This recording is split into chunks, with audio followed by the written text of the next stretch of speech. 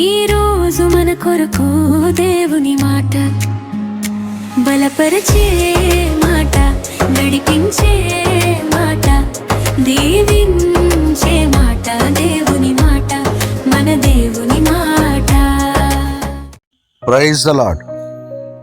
ప్రభునందు ప్రియమైన వారలారా, గెలిచిన వాడికి లోకం జయకొడుతుంది, కానీ అలసిపోయిన వాడికి దేవుడు తన బలాన్ని ఇస్తాడు.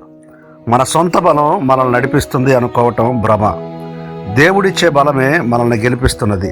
అందుకనే 84వ కీర్తన 5వ చరణం ఇలాగూ చెబుతుంది: నీ వలన బలమునందు మనుషులు ధన్యులు, యాత్ర చేయు మార్గములు వారికి అతి ప్రియములు.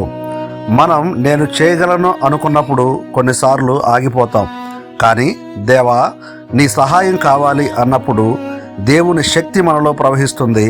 ఆ శక్తి పొందిన వారే నిజమైన ధన్యులుగా మారతారు. విశ్వాసి హృదయంలో ఎప్పుడూ దేవుని వైపు సాగే ఒక రహదారి ఉంటుంది. అందుకే దారిలో ఎన్ని ముళ్ళు ఉన్నా, ఎంతటి కన్నీళ్ల లోయలు ఎదురైనా, తోడున్నది దేవుడు కాబట్టి ఆ ప్రయాణం భారంగా కాక అతి ప్రియంగా మారుతుంది.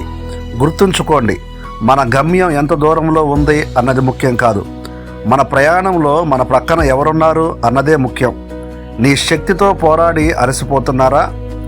అయితే ఈరోజే మీ భారాన్ని దేవునిపై వేసి ఆయన బలంతో నడవండి. ఆ ప్రయాణం ఎంత అద్భుతంగా ఉంటుందో మీకే అర్థమవుతుంది. మీ జీవిత ప్రయాణంలో మీరు ఒంటరిగా నడుస్తున్నారా, లేక దేవుని బలంతోనా? ఆలోచించండి.